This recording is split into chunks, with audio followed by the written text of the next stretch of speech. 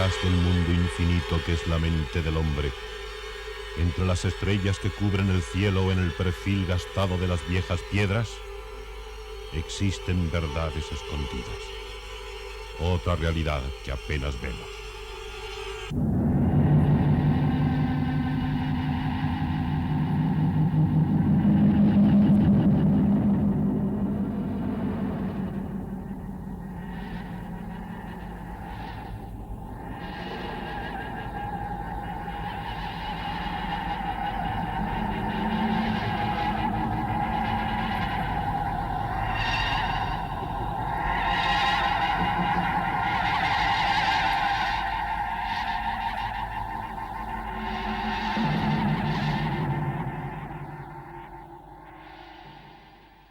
Buenas tardes.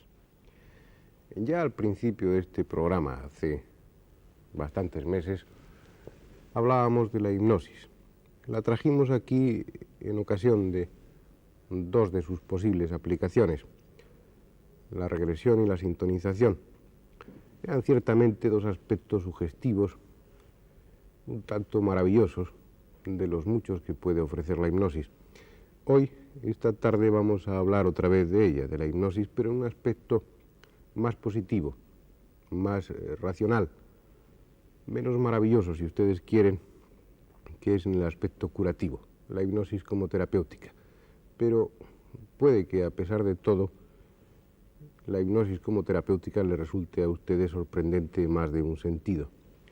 Hablar de la hipnosis, hablar de la historia de la hipnosis, nos obliga un poco a hablar de Mesmer. Mesmer fue un austriaco que en el siglo XVIII se afincó en París. Este hombre, conocido de todos, tenía la idea de que en todos los hombres, con más capacidad en unos que en otros, existía una especie de efluvios, unos efluvios magnéticos, una especie de extrañas ondas de tipo magnético que unas personas con esta capacidad más desarrollada podían transmitir a otras a través de sus manos o a través incluso de su mirada. También decía que ese magnetismo podía recogerse de fuentes totalmente minerales y que tenía poder curativo. Mesmer se encontró con un médico, doctor Deslons, catedrático de la Facultad de Medicina de París, que le ayudó. Y esa burguesía de entonces, ansiosa de novedades, ansiosa de cosas, de temas originales, acudió en masa a los consultorios, de tal forma que Mesmer se vio obligado a crear un aparato que le permitiera el tratamiento simultáneo de varios pacientes. Así creó su célebre cubeta magnética, que es una gran cuba en cuyo interior, lleno de agua magnetizada, hay unas botellas. Estas botellas, colocadas sobre un lecho de limaduras de hierro y de cristal pulverizado, estas botellas contenían a su vez agua magnetizada y del interior de ellas salían unas largas barras de hierro. Estas barras de hierro los pacientes se las aplicaban sobre la parte enferma. Hasta aquí lo que podría considerarse el elemento físico, el elemento desprovisto de sugestión de esta terapéutica. Podría pensarse en un principio que sí, que realmente el magnetismo tenía algún tipo de actuación, pero lo importante para nosotros era todo el aparato que envolvía a la cubeta magnética, todo el aparato sugestivo que envolvía a Mesmer. La habitación tenía una luz adecuada, una especie de penumbra. Había un músico, varios que interpretaban con instrumentos apropiados una música insistente, machacona, con un ritmo como puede ser el del tam-tam de un hechicero o como puede ser el monótono tic-tac de un metrónomo. Había una tensión, una expectación cargada de angustia en gran parte de estos enfermos que acudían ahí, y en un momento determinado, con gran dramatismo, hacía su entrada Mesmer, un hombre de aspecto impresionante, cubierto con una larga túnica.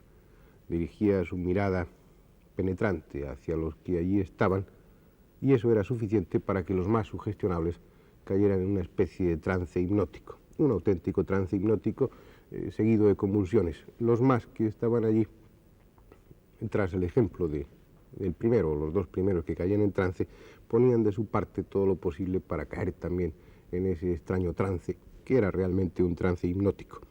Y algunos se curaban. No los curaba Mesmer, se curaban ellos solos por autosugestión. Aquellos que acudían allí con enfermedades imaginarias, enfermos hipocondríacos, con enfermedades cuya raíz estaba a nivel psíquico y no físico, algunos de ellos se curaban. Esto era suficiente para que Mesmer alcanzara una enorme popularidad hasta que los científicos más exigentes estudiaron su método, acudieron a su cubeta magnética sin ninguna sugestión y por supuesto no experimentaron nada.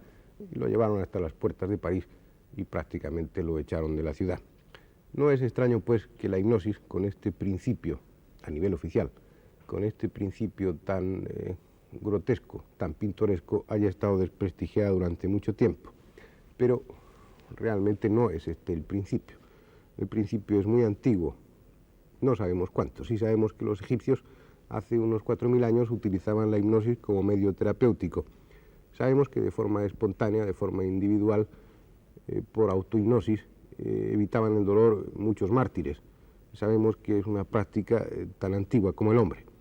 Afortunadamente hoy ya ha perdido ese carácter mágico que tenía en tiempos de Mesmer.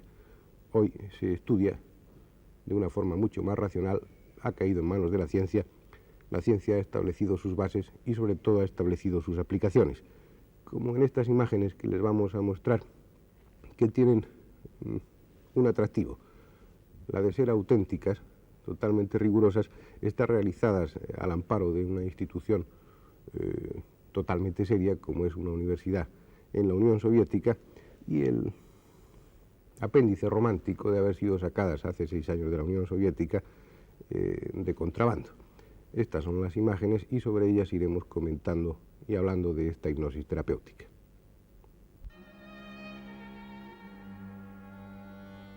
No es que Rusia sea una excepción. Estas imágenes podrían haberse obtenido en cualquier otra universidad. Aquí en España se realizan este tipo de actividades con frecuencia. Pero en este caso es una facultad de medicina dentro de la Unión Soviética. Se pide la colaboración de los estudiantes que asisten a la clase. La vía utilizada normalmente, y también en este caso, para entrar en un trance hipnótico, suele ser la sugestión. Se van inhibiendo los sentidos, la conexión con el mundo externo, manteniendo como único contacto el oído, y este limitado a la voz del sofronizador. Las palabras de este van a sustituir la labor de los sentidos. Es decir, el sujeto hipnotizado sentirá las órdenes, o mejor sugestiones, que se le hagan, como está sucediendo en este caso.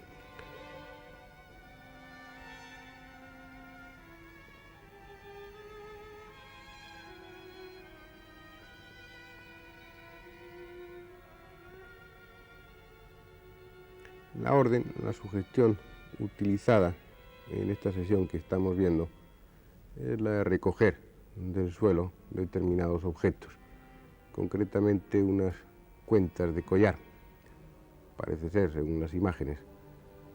Ellos están recibiendo esa sugestión en un trance cada vez más profundo, hasta el punto que sus sentidos se van inhibiendo y la realidad permanece como una entidad con la que se tiene contacto únicamente a través de esa voz, la voz del sofronizador, del hipnotizador. Él va sustituyendo de alguna forma los sentidos por los que habitualmente se percibe el mundo externo.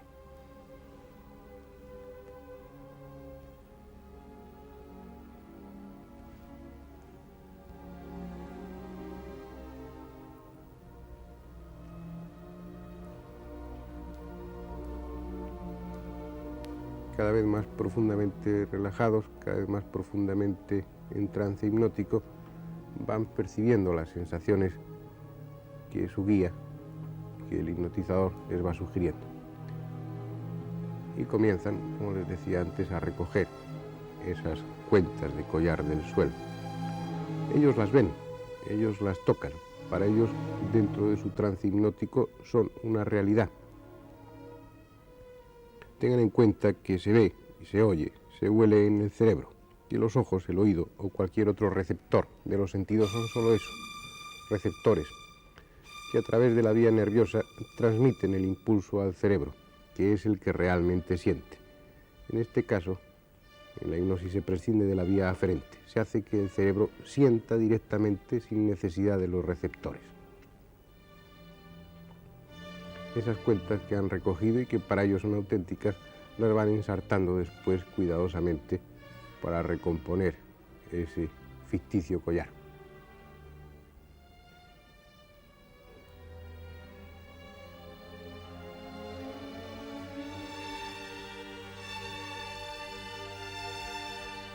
En este caso se va a realizar otro tipo de experiencia. En estado de hipnosis se le ha sugerido que al despertar el olor de las flores le será desagradable.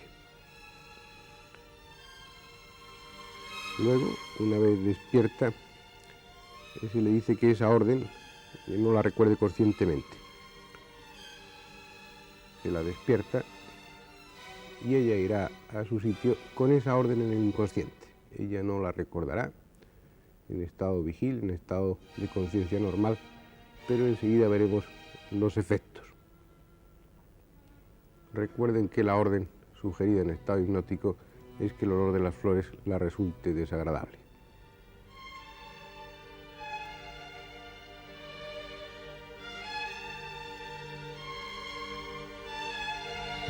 Y esas son las consecuencias. Como muchos de ustedes saben, esto es una sugestión poshipnótica.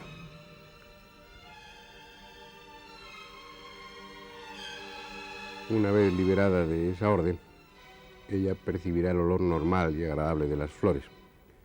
Ni que decir tiene que la sugestión poshipnótica se puede utilizar, y de hecho así se hace con fines curativos, para dejar de fumar, por ejemplo.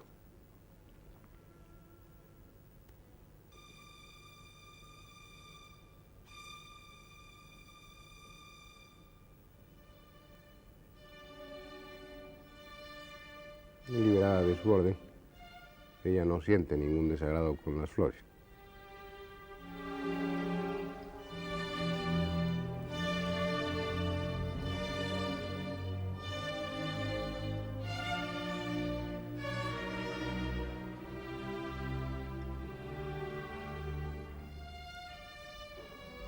El estado hipnótico ha sido estudiado desde muchos ángulos.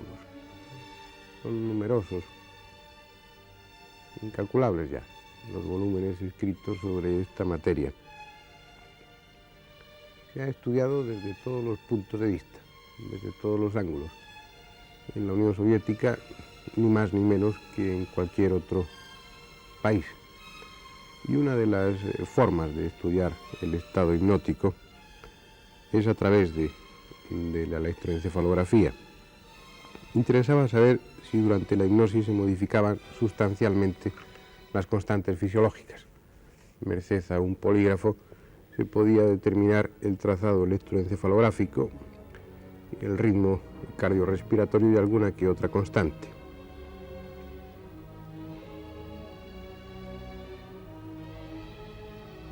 En contra de lo que se pensaba, se pudo comprobar que al pasar del estado vigil, del estado despierto, al estado hipnótico, el trazado electroencefalográfico, ya saben ustedes que el trazado electroencefalográfico registra esa actividad bioeléctrica que se produce en el cerebro, la amplifica enormemente y la pasa a un trazado que permite después diagnosticar determinadas enfermedades y sin un interés diagnóstico simplemente comprobar la actividad del cerebro. En este caso vieron que no se modifica prácticamente el trazado electroencefalográfico. Es decir, a nivel bioeléctrico, la actividad del cerebro durante el estado hipnótico es muy similar a la actividad del cerebro, la actividad bioeléctrica, cuando el sujeto está despierto. No obstante, estos estudios electroencefalográficos, ya antiguos, permitieron comprobar que el trazado electroencefalográfico se modifica con las órdenes hipnóticas de ruidos, por ejemplo, como lo haría si el sujeto oyera realmente esos ruidos. Y ese acusar los ruidos sugeridos, ruidos inexistentes en la realidad, se refleja disminuyendo el ritmo alfa.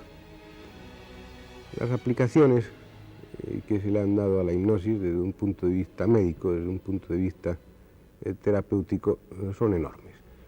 Sobre todo desde un punto de vista psicoanalítico, y esto fue lo que más impulsó el estudio de la hipnosis a nivel médico, fue el ver cómo este estado de conciencia especial permitía un acercamiento, una entrada en esas etapas de la infancia en las que son muy precoces para que el recuerdo permanezca después adulto a nivel consciente, pero que es muy importante porque en esa época, en esa etapa, los traumas, las impresiones son, según el psicoanálisis, causa una especie de espina irritativa que en un momento determinado va a producir una serie de síntomas psicofísicos cuando el individuo ya es adulto.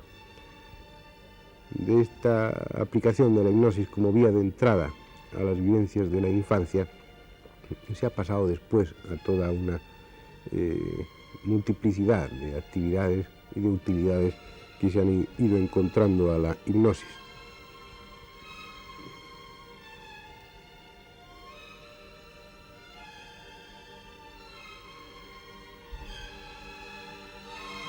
No olviden que todos esos recuerdos, todas esas vivencias recibidas, vividas por nosotros durante nuestra infancia, en los primeros años, incluso en los primeros meses de nuestra vida, están archivadas, están guardadas en alguna parte de nuestro cerebro, en algún rincón de nuestra memoria no accesible a la conciencia, no accesible a las vías de recuerdo normales.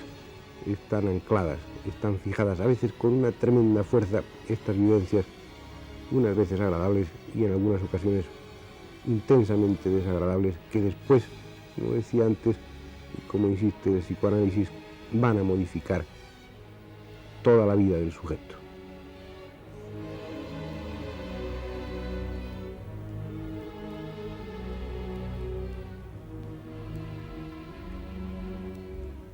Hoy sabemos que multitud de enfermedades tienen su origen no a un nivel físico, sino a un nivel psíquico. E incluso que las enfermedades puramente orgánicas, puramente somáticas, existen con una intensa participación de la psiquis del individuo. Por eso cada vez se habla más de medicina psicosomática. Pero sin recurrir a matices, utilizando unos diagnósticos simples, escuetos, existen multitud de enfermedades tremendas que transforman la vida del sujeto, como puede ser una parálisis o como puede ser una ceguera, cuyo origen es psíquico. En definitiva, se trata en estas ocasiones de síntomas de conversión histéricos, de transformación de una vivencia de tipo angustioso en una vivencia somática, en un síntoma orgánico, en un síntoma somático, funcional, mejor dicho. En este caso es una parálisis, una auténtica parálisis, que es, como les decía, un síntoma de conversión histérica en este caso. Parálisis histéricas que duran a veces toda la vida, ya que al poco tiempo se asocian a una auténtica atrofia muscular por la no utilización de esos músculos. Muchas de estas parálisis se curan en los grandes centros de peregrinación religiosa. Muchos de estos enfermos paralíticos que se curan en Lourdes, en Fátima o en otros centros no católicos, hay centros de este tipo en todas las religiones, muchos de estos enfermos son auténticos paralíticos histéricos, auténticos paralíticos cuyo origen es psíquico. Estas enfermedades motoras son relativamente frecuentes con este origen, dando un movimiento de tipo cuneiforme, trastornos psicomotrices, trastornos de la coordinación motora, trastornos que duran años, que a veces duran toda la vida y que son tan importantes y crean una enfermedad tan importante como si se tratara de auténticas lesiones orgánicas. Vamos a asistir ahora a un hecho emocionante en muchos sentidos. Van a ver unas imágenes dramáticas y sobre todo auténticas. En una sesión de hipnosis se pone en trance profundo a esa paciente parapléjica que veíamos antes. No puede andar, sus piernas no le sirven. Para ella su parálisis es indiscutible, para ella y para su familia. No puede andar aunque quiera.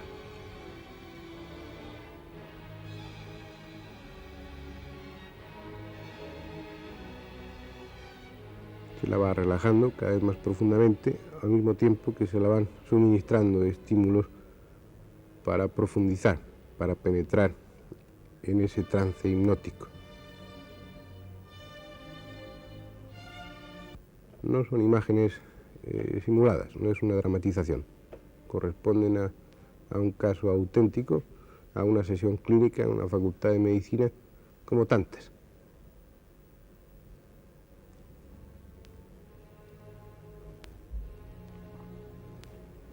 Durante el trance se le hace revivir ese trauma psíquico que la produjo el bloqueo, la negación subconsciente a caminar. Pero esta vez el médico la forzará a huir de la situación. La va a liberar de su autocastigo. Y en un momento determinado ella, en trance hipnótico, echará a correr.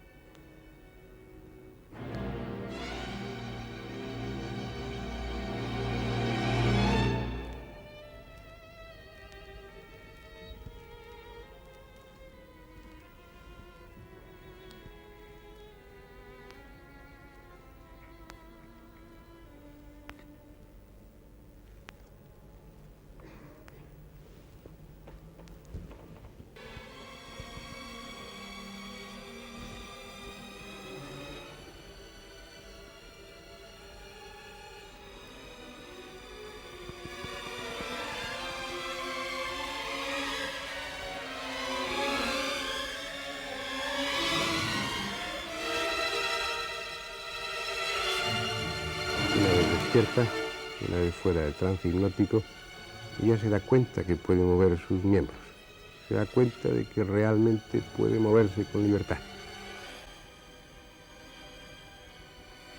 Ojalá fuera tan fácil siempre poder solucionar este tipo de problemas. La silla de ruedas queda al fin abandonada.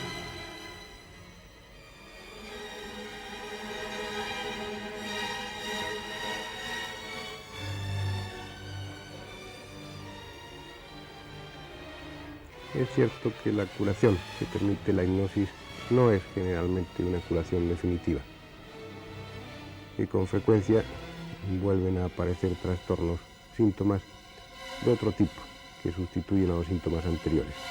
Este es un caso aún más dramático.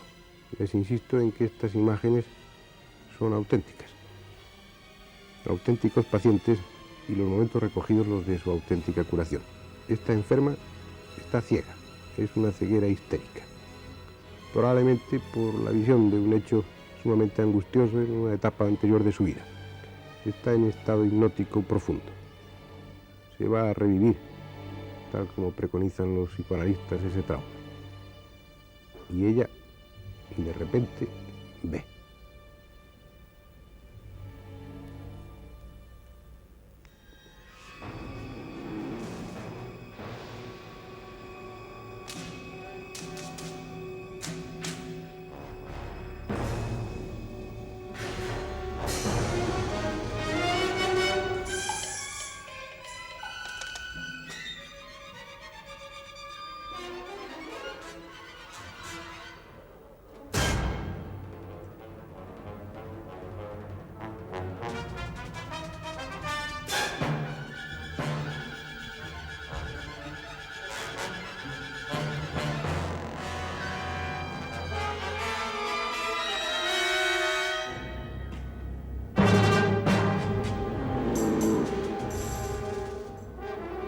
Como todos sabemos, la hipnosis, desde sus grados más superficiales de sugestión hasta los más profundos de anestesia total, se utiliza con éxito en multitud de actividades terapéuticas. Se utiliza desde el parto sin dolor hasta la realización de intervenciones quirúrgicas muy complicadas sin más anestesia que la hipnosis. Pero insistamos una vez más en que no es un descubrimiento, sino un redescubrimiento, que ya los egipcios lo utilizaban, probablemente mucho antes que ellos también se utilizaba, y que, sin ir muy atrás en el tiempo, en el siglo XIX, el doctor Sdale en Calcuta realizó más de 300 intervenciones quirúrgicas importantes sin utilizar más anestesia que la hipnosis. ¿Pero qué es la hipnosis? En resumidas cuentas, ¿qué es el estado hipnótico? Es difícil poder explicarlo sin recurrir a términos fisiológicos, términos anatómicos, términos médicos, en definitiva, que podrían complicar mucho el entendimiento de este tema. Simplemente vamos a describir un poco qué es ese estado hipnótico. Y es preciso hacer unas cuantas consideraciones. En primer lugar, y por supuesto, descartar totalmente la existencia de ningún tipo de fluido extraño, de ningún tipo de magnetismo. En definitiva, puede decirse que no es incluso el hipnotizador el que hipnotiza, sino que es el propio sujeto el que se auto-hipnotiza gracias a esos estímulos externos. En el caso del hipnotizador, estímulos externos que pueden ser sugestivos, como la voz reiterada, que pueden ser de fascinación, como la observación de una bola, de un punto luminoso, y que a veces son estímulos internos por una preparación, en el caso de la autohipnosis. Es un estado especial de conciencia. El individuo hipnotizado no está dormido, no tiene nada que ver. El trazado electroencefalográfico, como han visto, es mucho más parecido al trazado electroencefalográfico durante el estado de vigilia que al trazado electroencefalográfico durante el sueño. Curiosamente ofrece similitudes con ese estado de sueño paradójico, esas fases REM que conocen bien los electroencefalógrafos, cuando el individuo sueña. En ese momento, ya saben ustedes que todas las personas sueñan unas 5 o 6 veces durante la noche. En esas fases el trazado electroencefalográfico cambia, pasa del trazado típico del sueño a un trazado de actividad, que es muy parecido al trazado electroencefalográfico que aparece cuando el sujeto está en estado de hipnosis. No es pues un estado de sueño, es un estado especial, pero un estado tan especial que se puede hablar de él como una excepción dentro de la vida psíquica del sujeto. Un estado en el que el individuo está, por así decirlo, en el sótano de su casa, del edificio de toda su psicología, del edificio de su cuerpo incluso. Un sótano en el que tiene acceso al archivo donde se guardan sus recuerdos, en el que está tocando con sus manos los puntos mismos donde se producen las sensaciones y donde se ordena directamente al cuerpo físico. Un estado, en definitiva, que no es sueño y que no es vigilia.